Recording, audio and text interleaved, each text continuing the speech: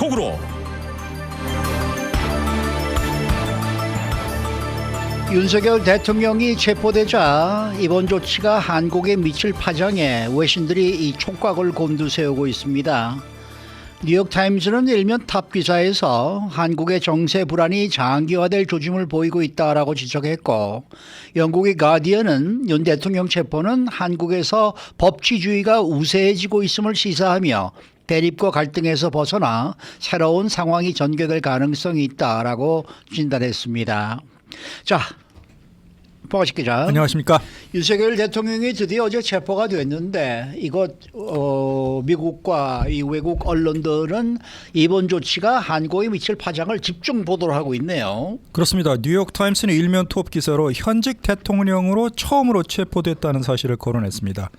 윤 대통령 지지자들과 법 집행 당국 간의 긴장 속의 대치가 일단 종료됐지만 한국의 정세 불안은 장기화될 조짐이 있다, 이렇게 지적을 했고요. 워싱턴 포스트도 윤 대통령 체포 때문에 한국의 최근 정치 불안정성이 심화됐다, 이렇게 지적을 했는데요. 추방, 총살, 탄핵, 투옥, 한국 대통령 역사, 이런 제목의 기사를 통해서 최근 상황 전개가 역사적이기는 하지만 추문으로 가득했던 한국 대통령사의 최신 케이스다, 이렇게 전하기도 했습니다. 그런 반면에 영국의 가디언은 윤 대통령 체포를 전하는 기사에서 한국 불확실한 완화 가능성을 언급을 했는데, 지난 몇 주일 동안 많은 한국 사람들이 민주주의의 미래를 두려워하게 만들고 최대 동맹국인 미국에서도 우려를 불러일으키는 불확실성 이후에 법치주의가 우세해지고 있다, 이렇게 다소 긍정적으로 진단을 했습니다. 윤 대통령 체포가 계엄령 이후에 한국 사회를 분열시켜온 대립과 갈등에서 벗어나서 새로운 상황 전개가 될 가능성이 있다, 이런 시선인데요. 그 밖에도 영국의 경제신문인 파이낸셜 타임스는 윤 대통령 체포가 지난달 계엄령 이후에 촉발된 한국 정치 위기가 또 한 번 뒤틀리게 된 것이다, 이렇게 얘기했는데, 아시아의 네 번째 경제 대국으로서의 한국의 민주적 신뢰도가 정치 때문에 또 흔들렸다, 이렇게 덧붙였습니다. 네, 저도 어제 그 체포 이후에 BBC니 언론들을 막 체크를 한번 점검을 한번 해봤거든요. 그랬더니 뭐 거의 모든 메이저 언론사들이 LA 산불 관련 속보를 제치고 윤 대통령 관련 소식을 홈페이지 맨 위에 상단에 올려놓을 정도로 관심이 굉장히 크더라고요. 네, 아주 비중 있게 다뤘는데요. 네. 영국의 국영 BBC 방송 같은 경우에는 실시간 영상 그리고 속보로 맞습니다. 윤 대통령 영장 집행 상황을 라이브 업데이트 형식으로 자세히 전달을 했습니다. 뉴욕타임스 역시 헌법재판소, 경찰, 공수처와 같은 윤 대통령 조사 주체에 대해서 그래픽까지 동원해서 별도 기사로 자세히 소개했고요. BBC는 위기가 한국의 분열을 드러낸다면서 용산구 한남동 대통령 관저 앞 윤 대통령 지지자 그리고 체포 촉구 집회 참가자 간의 구호 경쟁, 또 경찰과 경호처 직원의 대치 등을 실시간으로 전달했습니다. 지난달 궁지에 몰렸던 윤 대통령의 충격적인 계엄령 선포로 몇 주일 동안 진행됐던 정치적 결전의 최신 사례가 지금 한국에서 일어났다, 미국의 CNN은 이렇게 언급을 했고요. 요새화됐던 관저에 윤 대통령이 경호팀에 둘러싸여서 지내면서 탄핵 심판을 앞두고 체포를 그동안 피해왔다, 이렇게 전하기도 했습니다. 또 월스트리트 저널 같은 경우에는 윤 대통령 체포 소식을 전하면서 지난달 계엄령 이후에 한국의 분열이 심화됐다 평가했는데, 특히 트럼프 대통령 당선자가 다음 주 월요일인 20일에 취임을 하고 북한이 최근에 미사일을 쐈고 200명 가까운 사망자를 냈던 제주항공 추락사고로 한국이 흔들리는 그런 결정적인 순간에 한국이 리더십이 실종됐다, 이렇게 전했습니다. 영국의 더 타임스 또 여당이 윤 대통령 탄핵에 반대를 하고 있지만 한국 정부 기관들이 전례 없는 정치 위기에도 그래도 대체로 중립을 유지해왔다, 이렇게 긍정적으로 설명하기도 했습니다. 네, 이 한국 상황 사태에 대해서 미국 정부에서도 무슨 어떤 언급이 나온 게 있습니까? 네, 윤 대통령이 공수처에 의해서 체포돼 조사를 받은 데 대해서 한미 동맹은 굳건하다, 이 점을 강조하면서 앞으로도 한국 정부와 협력을 계속 이어나가겠다 재확인했습니다. 백악관 국가안전보장회의 NSC의 대변인은 미국은 한국 국민을 굳건히 지지하는데 법의 지배, 법치에 관한 미국과 한국 공동의 약속을 재확인한다 이렇게 강조했습니다. 이어서 미국 정부는 헌법에 부합하게 행동하기 위해서 한국과 한국 시민들이 기울인 모든 노력을 인정한다고 밝혔는데요. 여전히 최상목 대통령 권한대행 부총리 겸 기획재정부 장관과 한국 정부와 협력하는 데 헌신이 되어 있다. 한미동맹 지속적인 힘에 의한 미국의 확신, 한국 방어에 대한 철동 의지도 재확인한다. 이렇게 강조를 했습니다. 그렇지만 백악관 NSC의 최고위 인사였던 제이크 설리번 국가안보 보좌관은 최근에 윤 대통령 계엄 선포에 대해서 쇼킹, 충격적이라고 얘기를 했고 wrong, 그것이 잘못됐다고 생각했다는데 우리는 이제 헌법적 절차대로 진행되는 한국 상황을 보고 있다. 이렇게 밝히기도 했습니다. 네, 제가 지금 환율이 어떻게 됐나 봤더니 하루 전날에 1,758원이었는데요. 어제 3달러가 떨어져서 1,458원 지금 현재 유지하고 있습니다. 자, 아시아 언론들은 한국 사태에 대해서 또 어떻게 전하고 있습니까? 일본의 대표적인 공영방송인 NHK도 오전에 정규방송을 중단하고 윤 대통령 탑승 차량이 관저를 빠져나가는 화면을 반복해서 보여주면서 체포 의미, 전망을 자세하게 전했습니다. 그리고 중국의 중앙TV, CCTV와 관영 신화통신 그리고 관영 영자신문인 글로벌타임스 역시 윤 대통령 체포 소식을 속보로 실시간으로 내보내면서 큰 관심을 보였고요. 또 중국 최대 포털인 바이두는 속보를 따로 볼 수 있는 타임라인 페이지를 만들어서 서비스를 하기도 했습니다. 중국의 X 트위터로 불리우고 있는 웨이보에서는 새벽부터 윤 대통령 체포 관련 단어가 실시간 인기 검색 1위에 올랐습니다. 일당 독재 국가에서 보기 드물게 국가 지도자 체포 소식에 대해서 뜨거운 관심을 반영을 했는데요. 하지만 한국은 여성 대통령까지 배출하고 대통령 탄핵도 20년 동안 3차례나 발생하면서 미국, 일본, 중국보다 오히려 인권, 민주주의에서도 앞서 나가고 있다. 이런 평가까지 나오고 있는 상황입니다. 북한에서도 남조선 혼란을 민방위 소집을 독려하는 기사와 함께 전했는데 의외로 작게 취급을 했습니다. 아마도 자유민주주의에 대한 인민들의 부러움을 차단하려는 그런 목적으로 파악되고 있습니다. 네. 자, 세계 3대 최고 갑부들이 나란히 트럼프 대통령 취임식에 참석하게 됐다. 이래서 눈길을 끌고 있네요. 그렇습니다. 세계에서 가장 돈이 많은 사람 두 번째, 세 번째 부호가 나란히 대통령 취임식에 참석한다. 그 흔한 케이스는 아닌데 싶습니다. 제일 재산이 많은 일론 머스크 테슬라 CEO 그리고 아마존 창업자인 제프 베조스 회장, 메타 CEO인 마크 저커버그 세 사람이 나란히 월요일 날 20일 트럼프 대통령 당선인 취임식에 참석을 합니다. 그 기술기업 경영자인 세 사람이 정부 내각 지명자와 함께 연단 위에 있는 눈에 띄는 상석에 나란히 배치될 것이라고 정부 관계자가 NBC 방송에 밝혔습니다. NBC 방송은 이들 세 명이 현재 억만장자 지수에서 1, 2, 3위를 차지하는 세계 최고 부자라는 점에 주목을 했는데요. 일단 머스크는 4,320억 달러, 2위 베조스가 2,380억 달러, 저커버그 2,150달러, 세 사람을 합친 순자산 합계가 8,850억 달러로 9천억 불에 육박을 하고 있습니다. 이들 모두 트럼프 당선자에게 거액을 기부했는데 특히 머스크 CEO 같은 경우에는 대통령 선거 기간 동안에 트럼프 당선자의 선거운동에 2억 5천만 달러를 집중적으로 도네이션했고 그 덕분인지 새 정부의 자문기구로 신설된 정부 효율부 도지의 공동수장이 되기도 했습니다. 이 밖에 아마존과 메타는 트럼프 취임식 준비기금으로 각각 100만 불씩 냈습니다. 네. 자, 이들이 새 정부에 거액의 기부를 마다하지 않고 한 이유가 또 있을 거 아닙니까? 세상에 공짜는 없다는 말이 있듯이 그렇죠. 이들 사업가가 굉장히 그 경영 변화에 민감합니다. 새 정부 아래에서 자기네 회사의 사업 확장 그리고 기술 개발과 관련해서 정부 당국의 규제가 완화되기를 기대하는 마음으로 도네이션을 한 것으로 보이고 있습니다. 예.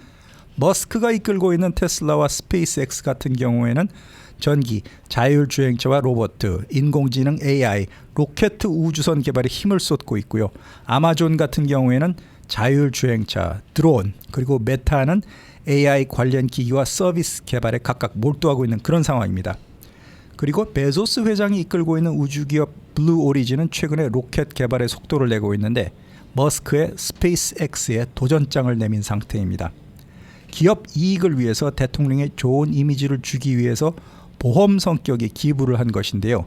이 보험이 얼마나 트럼프 대통령 아래에서 커버리지가 클지 향후 정부의 이 경제인들에 대한 대책이 주목되고 있습니다. 이게 바람직한 일입니까? 정경유착이라는 욕을 많이 받고 있기는 합니다. 정경유착이 아니죠. 이거는 그야말로 이건 있을 수 없는 일들이죠. 뇌물이라고 표현하는 사람들도 상당수 있고요. 그러면은 언론이 이런 거를 질타를 해야 되는데 이런 거를 뭐 그냥 뭐 마치 꼭 했었어야 되는 일처럼 보도를 하는 거 자체가 지금 문제가 있는 거 아닙니까? 미국 언론도 트럼프 후보에 대해서는 상대적으로 과감한 비판이나 분석이 좀 덜한 것 같기도 했습니다. 저도 네. 이렇게 기사를 읽다 보면은 상당히 긍정적으로 트럼프 행정부를 평가하고 있는 것이 아닌가. 이건 말이 안 되는 소리죠. 제 개인 생각입니다만. 네. 이번에 산불에 이 거대 기업 큰 회사들이 과연 기부를 얼마나 할까? 하긴 기부는 뭐래요? 할까? 아직 안 했거든요. 파라마운트나 디즈니사는 했습니다. 기부를 했는데 이 거대 회사들은 아무런 소식이 없네요. 기다려봐도 기다림이 헛되지는 이미 않을까요? 산불 관련 도네이션을 네. 하기에는 때가 조금 늦지 않았을까 그런 생각도 드는데요. 네. 참 미국도 이게 좀 이런 걸로 딱 보면은 상당히 병들어가고 있다라는 생각이 자꾸 들어요. 네.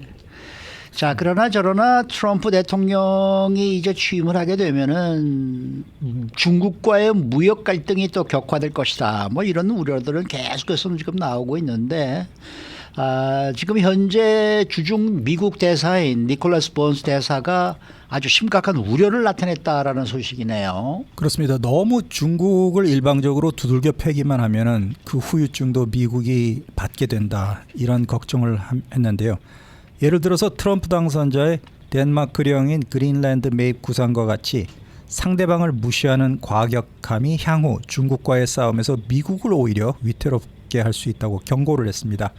번스 대사가 오늘자 월스트리트 저널과 인터뷰를 가졌는데 최근에 트럼프 당선자가 덴마크 자치 영토인 그린란드를 사들이겠다 이 의사를 밝힌 데 대해서 이는 동맹국의 주권을 위협하는 행위고 중국, 러시아와 같은 적대국과의 싸움에서 미국의 외교 능력을 약화시킬 것이다 이렇게 걱정을 했습니다. 지금 미국은 푸틴 대통령, 러시아죠. 중국의 시진핑 공산당, 이란, 베네수엘라와 같은 국제 질서를 어지럽히는 국가들과 마주하고 있는데 미국 역사상 가장 위대한 업적 가운데 하나가 국가의 국경은 신성 불가침이라는 2차 세계대전 이후의 질서를 미국이 그 질서 확립을 도왔는데 이제 와서는 트럼프 당선자가 국경의 불가침성을 해치고 있다는 것입니다. 이럴 경우에 미국이 앞으로 주권에 대해서 명분이 없어지고 동맹국을 무시할 때 푸틴과 시진핑을 향한 미국의 메시지가 약화되고 남들이 믿지 않게 된다는 것입니다. 그러면서 최근에 트럼프 대통령 당선자가 캐나다가 미국의 51번째 주가 되는 것이 좋겠다. 그리고 덴마크 영토인 그린란드를 사들이겠다. 이런 말을 한 것 자체가 그 국민들을 모독하고 무례하게 대하는 것인데 결코 대통령 당선자 자격으로 해서는 안 되는 말과 행동이었다. 이렇게 니콜라스 번스 주중 미국 대사가 비판을 했습니다. 네, 중국에 대해서는 뭐 쓴소리 안 했습니까? 주중 대사니까 중국에 대해서도 말을 물론 했을 듯한데. 바이든 대통령이 중국과의 관계를 개선하는 데 성공을 했다고 평가를 했습니다만은 향후 네. 미국과 중국 관계가 상당히 위태로울 것 같다 이렇게 우려를 나타냈습니다. 네. 세계의 미래와 관련된 많은 이슈에서 두 나라의 경제, 군사 대국에 대한 뜻이 엇갈리고 있기 때문에 항상 전투적인 요소가 발생할 수 있다 이런 얘기인데요. 지난 2022년 8월에는 낸시 펠로시 당시 하원 의장이 대만을 방문했을 때 중국이 격렬하게 미국에 항의를 했습니다. 그 직후에 대만 포위 훈련을 진행을 했고요. 또 다른 위기는 2023년 초에 미국이 영공으로 들어왔던 중국의 정찰 풍선을 격추한 뒤에 미국과 중국 관계가 굉장히 심각해지고 대화가 단절됐을 때가 가장 위험한 사태라고 또 뒤집었습니다. 네. 그리고 중국 정부 역시 주중 미국 대사관이 주최하는 각종 행사에 중국 현지인이 참석하는 걸 방해하면서 간섭하는 행위가 날로 커지고 있다 이렇게 언급을 했습니다. 그리고 또 만약 다음 주에 취임하는 트럼프 대통령 당선자가 중국에 추가 관세를 부과하게 된다면 그나마 남아있는 중국, 미국 간의 관계도 모두 취소될 것이라고 예상을 했는데 중국은 만약 트럼프 대통령 당선자가 추가 관세를 중국에 부과한다면 중국 정부도 보복하고 좌시하지 않겠다. 이런 경고를 강력히 보냈다는 것입니다. 네. 지금 뭐 속보로 들어오고 있네요. 이스라엘과 하마스가 가자 휴전과 인질 교환에 합의했다라는 속보가 지금 들어오고 있는데 이게 이런 게 좀 이 트럼프 대통령의 취임으로 좀 긍정적인 면이 아닌가. 그렇다 그러면은 좀 앞으로 북한 관계도 뭔가 좀 잘 됐으면 잘 좋겠다라는 됐으면 그런 좋겠습니다. 기대감은 있습니다만은 네. 아까 막 얘기했던 대로 그 돈 많은 부자들이 무슨 돈 받았다고 거기서 뭘 해주고 좀 이런 거는 좀 없었으면 좋겠어요. 대통령으로서 미국 세계 최고의 강국 아닙니까? 그렇죠. 네. 여기 대통령이면 좀 디그니티가 있어야죠. 이게 도대체 말이죠. 뭐 부자들 말 들어주고 뭐 얼마 받았다고 뭘 해주고 이런 거는 좀 없었으면 좋겠고요. 이런 이 이스라엘 하마스는 이런 휴전 같은 거라든지 뭐 북한과의 관계라든지. 한국 관계, 북한 관계 뭐 이런 것들을 좀 잘해주면은 그야말로 트럼프로서는 정말 자기 역할을 제대로 하는 거죠.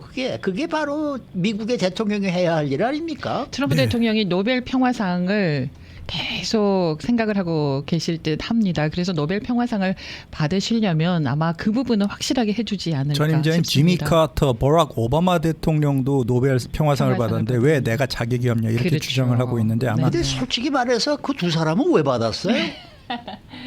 말이 많았죠. 네, 지미 말이 많아요. 카터와 말도 안 버락 되는 오바마가 얘기들이 노벨 있었죠. 평화상을 받았을 때 네. 말이 많은 노벨 평화상을 받은 그들하고는 나는 전혀 결이 다르게 나는 아주 확실하게 평화에 이바지해서 노벨 평화상을 받겠다라는 의지가 강하지 않을까 싶고 그래서 네오콘들과 거리를 두고 있지 않습니까? 북한과의 관계를 생각을 해서 우크라이나 전쟁을 조기에 종식시킬 수 있다면 트럼프 대통령도 아마 후보로 올라갈 수는 있을 것 맞습니다. 같습니다. 그렇죠. 그런 일을 해줘야죠. 그렇죠. 미국의 대통령으로서. 수고 많으셨습니다. 고맙습니다. 봉화식 기자였습니다.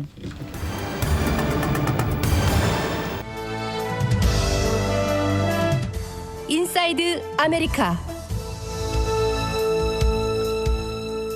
전국에서 보험금 클레임을 가장 많이 거부하는 대형 주택 보험사가 바로 이곳 LA에 본사를 둔 것으로 나타나고 있습니다. 전체 클레임의 약 절반가량은 모두 거부하면서 돈을 지불하지 않은 것으로 드러나고 있습니다. 이번 LA 산불로 전기 자동차에 대한 새로운 관점이 하나 생겨났는데 이렇게 산불이 일어났을 때 최적의 차량은 아니다라는 지적의 목소리가 높아졌습니다. 또 한때 계리센터에 대한 산불 위협도 우려가 됐었지만은 지금까지 피해가 없는 것으로 나와서 이처럼 피해가 입지 않을 수 있었던 데는 어떤 이유가 있었는지 알아보도록 하겠습니다.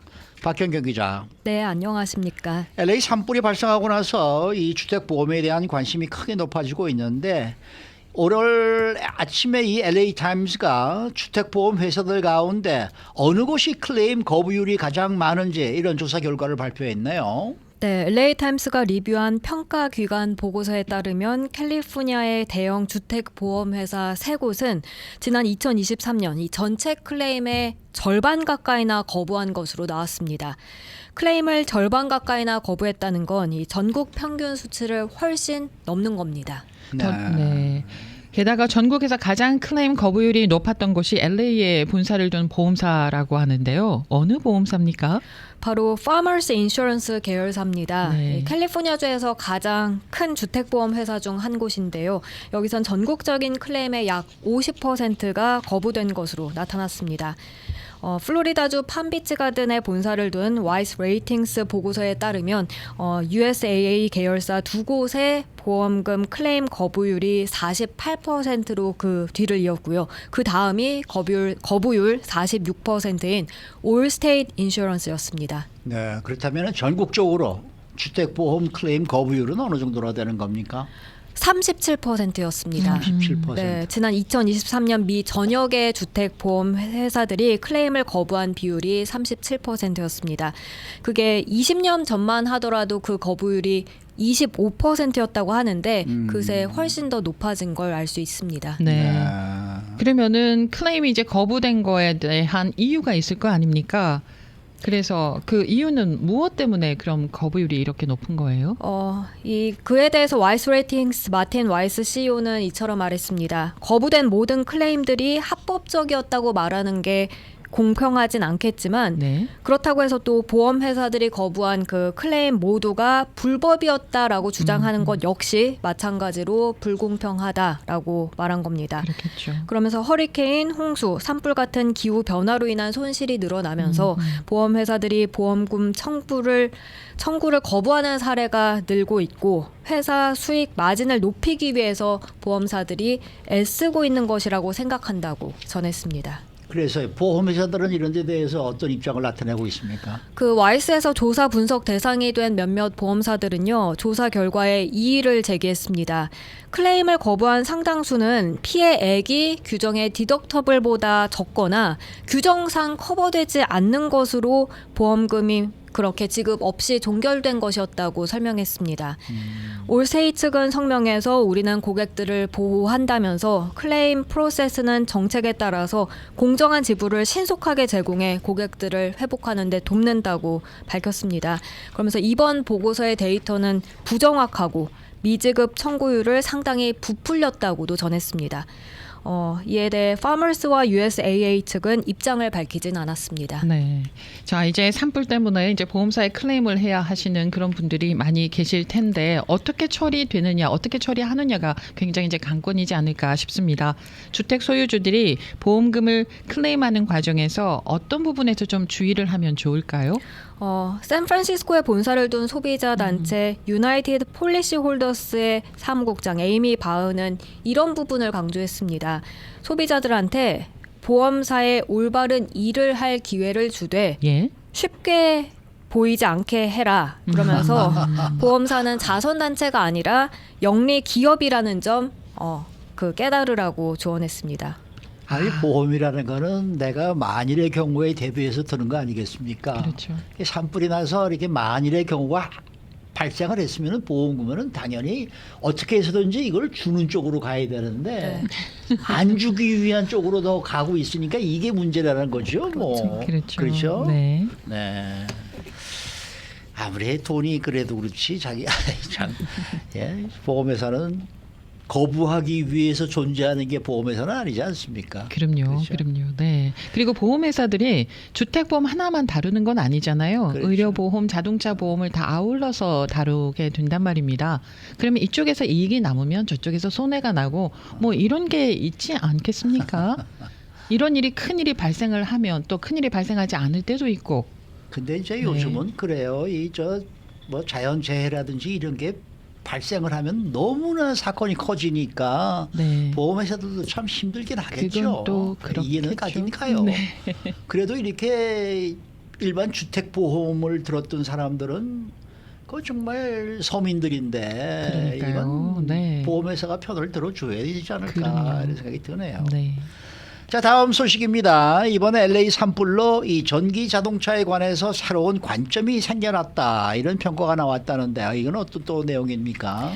보통 전기 자동차를 살까 말까 주저하게 만드는 가장 큰 요인 중 하나가 그 충전의 불편함 때문이었죠. 네. 한 번 충전해서 얼마나 주행할 수 있는지 그에 대한 불안이 자리 잡고 있었는데요. 그런데 이번 LA 산불은 일부 운전자들에게 전기 자동차에 대한 또 다른 우려를 더했다는 평가입니다. 아하. 바로 정전이 됐을 때 그 전기 자동차를 충전할 수 없다는 점입니다. 아하. 네, 그럼 이번에 전기 자동차 소유주들 가운데 불편을 겪은 분들이 꽤나 많이 계시겠네요. 네, 그렇습니다. 한인들 사이에서도 이에 대해 많은 얘기가 나왔었는데요.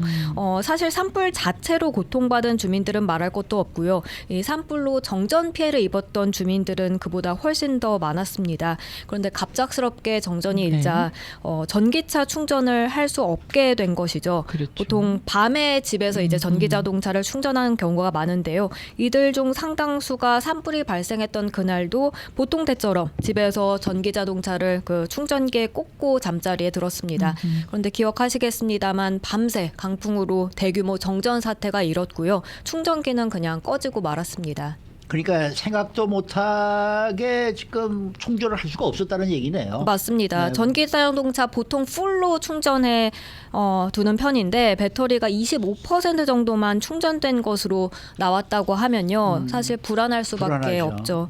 그것도 만약 한 집에 전기 자동차 외에 다른 개솔린 차량이 있으면 그나마 나은데요.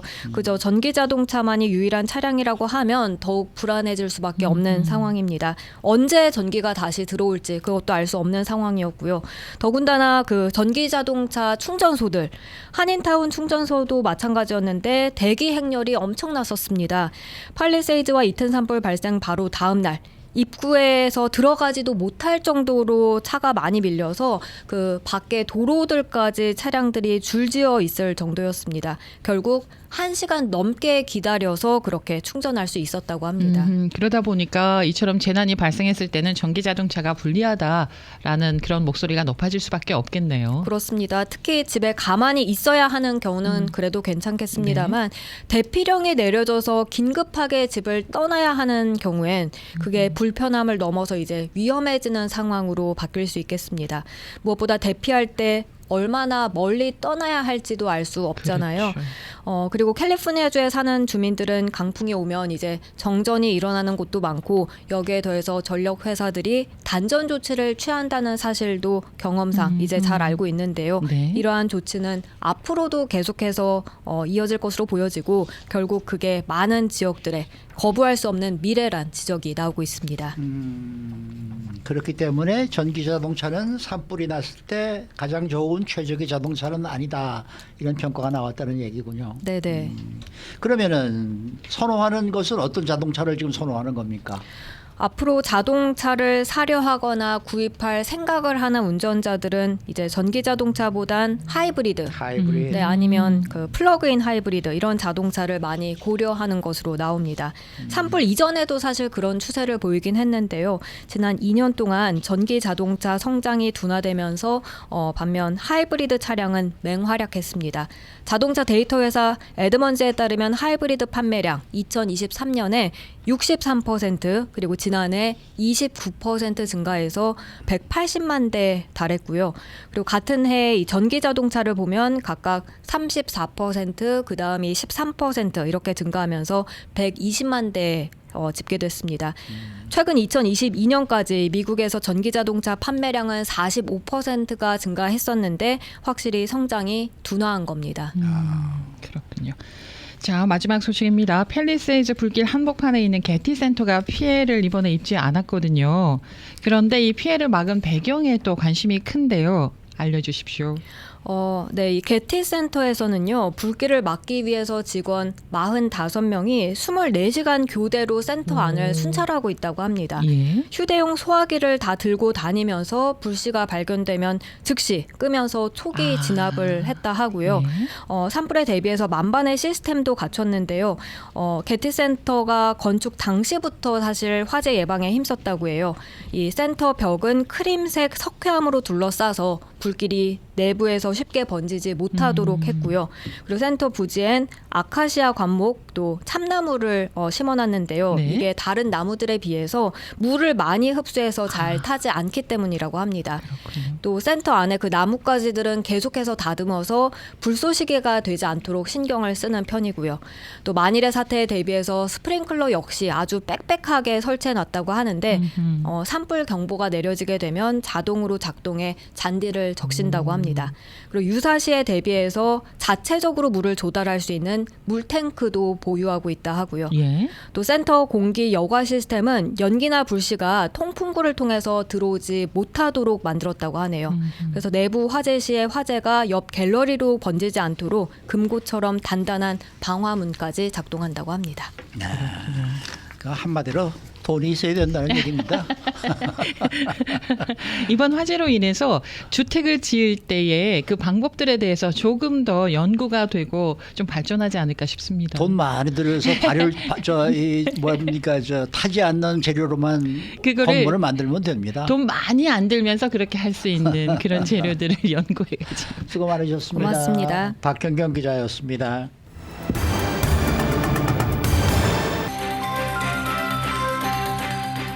데일리 브리핑 네, 오늘은 LA시 공공사업국의 스티브 강 커미셔너 함께합니다. 안녕하십니까? 네, 안녕하세요. 네. 자, 이곳 LA 산불이 일주일 넘게 계속되고 있고 또 많은 뉴스들이 들려오고 있습니다. 지금 시정부 내 분위기는 어떻습니까? 네, 일단 먼저 이번 산불로 피해를 입으신 모든 분들께 깊은 위로의 말씀을 전하고 싶고요. 네. 제가 이제 시청에서 매일 이제 출근해서 근무를 하고 있는데 굉장히 바쁘게 모든 일들이 이제 진행이 되고 있습니다. 물론 뭐 보도는 많이 되고 있지 않지만 이렇게 비상사태, 이런 산불이나 이런 재난으로 비상사태가 선포되면 LA시에서는 리틀 도쿄 시청 근방에 있는 Emergency Operation Center라고 해서 EOC라는 그 센터가 작동이 됩니다. 그게 네. 뭐냐면 LA시에 있는 모든 부서의 담당자들이 한 곳에 원스톱 시스템으로 24시간 이러한 비상사태를 계속 모니터링을 하고 업데이트를 받고 또 시장과 시의원 그리고 각종 커미션 등등에게 계속해서 업데이트를 하면서 실시적으로 대응할 수 있는 그런 시스템이 구축돼 있는데요. 이 EOC라는 센터가 액티베이시 돼서 지금 직원들이 24시간 계속해서 돌아가고 있고 실시간 이런 산불하고 강풍 그리고 피해 상황을 지켜보면서 대응을 하고 있고요.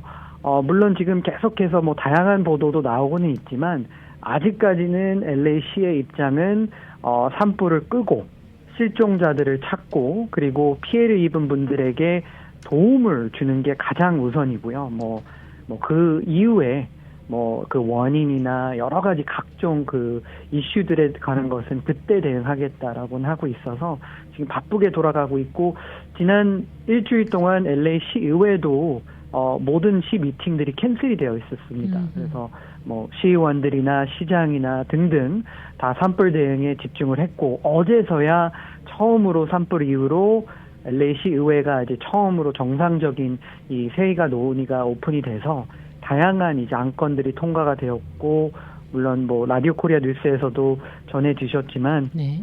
지금 이제 재건축하는 방면에서 모든 프로세스를 예전과 달리 속도를 내면서 여러 가지 각종 그 퍼밋이나 뭐 이런 프로세스들을 좀 단축시키고 시간을 타임라인을 좀 단축시키는 그런 것에 지금 집중을 하고 있습니다.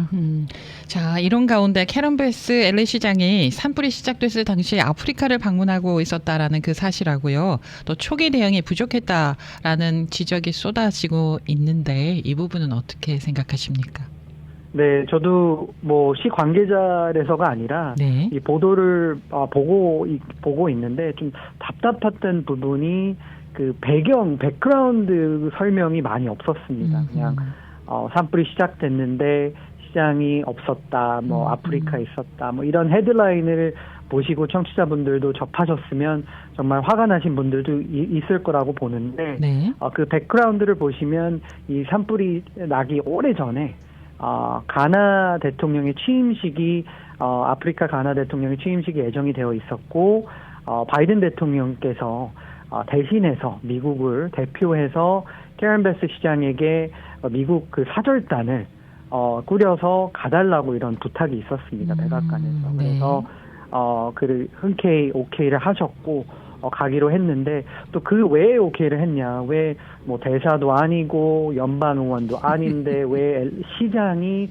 그런 거에 갔냐라는 지적도 나오는데 일단 이 LA 시장을 하기 전에 캐런 베스 시장은 오랫동안 연방 하원 의원으로서 이제 섬기어 왔습니다. 그래서 연방 하원에서 특별히 이제 캐런 베스 그 당시 연방 하원 의원이 좀 집중적으로 좀 포커스했던 이슈 중 하나가 아프리카 국가들과 무역이나 각종 이제 경제적인 그런 무브먼트를 활성화시키는 일에 집중을 했기 때문에 그 누구보다 아프리카 뭐 가나 이런 전문가였습니다. 네. 그래서 바이든 대통령과도 친분이 있어서 그런 그 인비테이션이 들어왔고요. 그래서 가신 것 같고 그리고 아무도 물론 뭐 강풍에 대한 일기예보도 있었고 했지만 아무도 이 정도의 산불 그 규모를 상상을 하지 못했고요. 그리고 전통적으로 LA는 또 남가주는 겨울에 산불이 잘 발생하지 않는 편입니다. 그렇죠. 그래서, 7, 8월에 네. 많이 하죠. 네. 그렇죠. 그리고 이렇게 겨울에도 안 하고 그런 전례가 있기 때문에 물론 주의하고 여러 가지 그 예방 차원에서 뭐 배치를 하고 그런 건 있었지만 아무도 이 정도의 규모는 예상치 못했고 그리고 초기 대응 뭐 이런 그 이슈들이 계속 그 올라오고 있는데 네. 일단 좀 안타까운 것은 LA시가 담당하고 있지 않은 부분도 좀 비난이 돌아와서 좀 그런 것도 좀 안타깝습니다. 그 중에 대표적인 게 저를 포함해서 두 앵커께서도 보셨겠지만 지난주에 좀 그 워닝 시스템이 작동이 제대로 안 됐습니다. 네. 네, 그래서 그거에 대한 좀 비난이 많았는데 그거는 LA시가 컨트롤하는 게 아니라 카운티와 주정부에서 운영하는 소프트웨어에서 나오는데 네. 뭐 그런 것뿐만 아니라 뭐 화살이나 쪽 모든 것이 지금 화살이 좀 LA시에 오고 있어서 좀 그게 좀 불공평한 그런 것도 있는데 좀 그런 백그라운드 인포메이션도 같이 이렇게 잘 이제 전해주셨으면 감사하겠습니다. 이런 일이 생기면 항상 컴플레인은 LA시로 갈 수밖에 없죠. 그러니까 그렇죠. 뭐 그렇게 저거 한데 이제 문제는 그 시장님께서 기자들이 여기에 대해서 여러 번 질문을 할 때 제대로 답을 안 하시더라고요. 이게 그러니까 그냥 노 코멘트로 그냥 넘어가고 그러시니까 그렇게 되면은 또 이제 기자들은 또 뭔가 좀 이상하네라고 이런 생각을 하게 되고 또 기사도 그런 식으로 갈 수밖에 없는 거고 그러니까 지금 하신 말씀 그대로 그냥 캐런 베스 LA 시장이 기자들을 놓고 얘기를 했으면은 모든 게 일찌감치 풀릴 수도 있었지 않았을까 이런 생각이 들기도 하네요.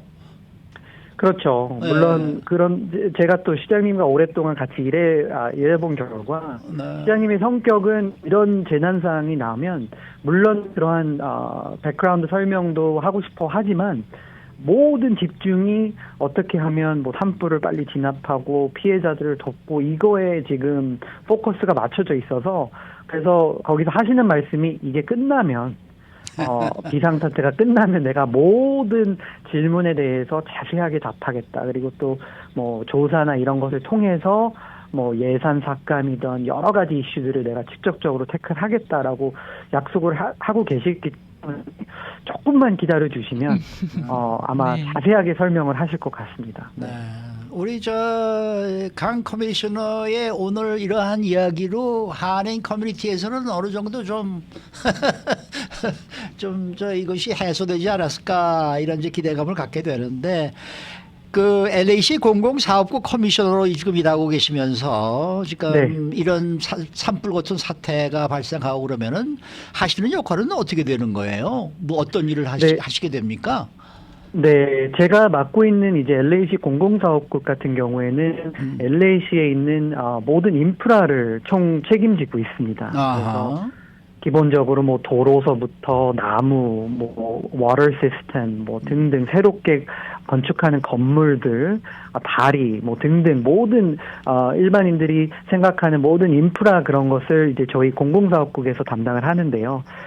일단 지금은 이제 비상사태이기 때문에 뭐 소방국과 이제 LAPD, 치안 이런 거에 좀 집중이 되어 있고 이 비상사태가 어느 정도 소화가 되면 저희 이제 공공사업국에서 이제 들어가서 이제 재건축, 리커버리 시스템이 이제 작동이 됩니다. 그래서 가장 먼저 지금 이런 재난이 발생했던 지역에 많은 쓰레기와 그리고 여러 가지 좀 그런 것들을 빨리 청소를 해야지만 재건축이 이루어지기 때문에 그렇죠. 그런 것에 지금 집중이 되어 있기 때문에 다양한 태스크포스나 그런 TF팀이 지금 만들어지고 있고요.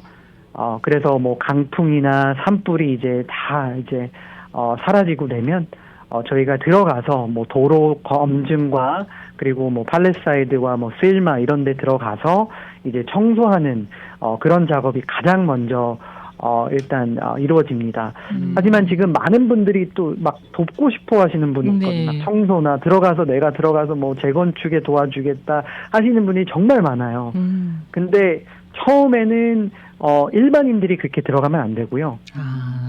저희 공공사업국에서도 스페셜 그런 이런 뭐 전문가들이 가야 되네요. 그렇죠. 왜냐하면요, 생각해 보시면 집이 불탔습니다. 그러면 거기에 뭐 가스 파이프나 그리고 뭐 배터리 이런 안 좋은 뭐 화재가 또 발생할 이런 위험 상황들이 있기 때문에 그렇네요. 풀 장비로 들어가서 정말 큰 전쟁터에 들어가듯이 조심스럽게 하나하나씩 검사하고 치워야 되기 때문에 그렇군요. 일반인들이 들어가서 내가 청소하겠다, 뭐 나무 심겠다 하시는 것은 추후에 이뤄질 수 있습니다. 그렇겠죠. 그렇네요. 그러니까 지금 이 산불 중에서 팰리세이즈 산불이 LA시 담당 지역이고 이튼 산불은 카운티 담당 지역이고 이렇게 되는 거죠? 그렇죠. 네, 근데 거기서 이제 보도가 많이는 안 됐지만 뭐 산불이 거의 다 진화가 됐지만 실마 쪽에 허스트 파이어도 이제 LA시 담당. 시 담당이니까. 네. 가장 큰 피해는 이제 팔레사이드 때문에 그것은 이제 LA시 담당입니다. 네. 자, 그런데 한 가지 캘리포니아 주민들이 걱정하고 있는 부분이 뭐냐면은 그 도널드 트럼프 정부가 이제 다음 주면 들어서잖아요. 그런데 연방 지원금이 제대로 집행이 될까? 여기에 이 부분에 걱정을 많이 하고 있습니다. 어떻게 보시나요? 네, 이 질문을 저도 개인적으로 많이 받는데요. 왜냐하면 현재로서는 이제 조 바이든 민주당 정권이 이제 백악관에 있기 때문에 모든 지원금과 뭐 피마 등등 이제 커뮤니케이션이 이제 수월하게 잘 이루어지고 있습니다. 하지만 이제 다음 주 월요일이면 이제 도널드 트럼프 이제 당선인이 이제 다음 대통령으로 취임을 하기 때문에 좀 걱정을 하시는 분들이 상당히 많습니다. 네. 예, 물론 이제 새롭게 취임하는 대통령으로서 다른 방향으로 지금 바이든 대통령이 결정한 사안을 좀 다르게 갈 수는 있지만 그래도 재난 사항이고 그리고 캘리포니아가 4천만 명의 주민이 거주하고 있고 같은 미국입니다. 물론 캘리포니아가 도널드 트럼프 전 대통령을 대다수가 찍진 않았어도 같은 국민으로서 지원해주겠다라는 것은 저희가 믿고 있고요. 그래서 전혀 좀 스탠스가 다르다는 것은 저희가 느끼지 못하고 있고 뭐 캐런 베스 시장뿐만 아니라 뭐 주지사 등등이 뭐 트럼프 당선인과 직접 통화한 것은 아니지만 당선인의 그 팀 그리고 여러 고위 관계자들과 계속 커뮤니케이션이 이루어지면서 계속해서 지원을 해주겠다라는 약속을 받고 있습니다. 그리고 제가 어젯밤에 조금 그나마 좀 뿌듯했던 게 당은 다르지만 영김 연방 하원 의원이 이곳 LA Fox 11 TV 뉴스와 인터뷰를 해서 지원금에 지금 논란이 지원금을 주더라도 공화당은 여러 가지 이제 조건을 달겠다. 뭐를 해야지만 조건을 달겠다라고 이렇게 발언이 나와서 좀 걱정이 됐는데 영김 의원은 같은 공화당이지만 이런 산불은 민주당 공화당을 차별을 두지 않습니다. 초당적으로 대응을 해야 되고 이러한 지원금은 그러한 조건이 없이 빨리 집행돼야 되겠습니다라고 해서 자기는 공화당 지도부와 다르다는 스탠스를 보여서 저는 좀 개인적으로 감사하다는 말씀을 드리고 싶습니다. 네네. 오늘 말씀 잘 들었습니다. 네, 감사합니다. 네, 지금까지 LA시 공공사업국의 스티브 강 커미셔너 함께 이야기 나눴습니다.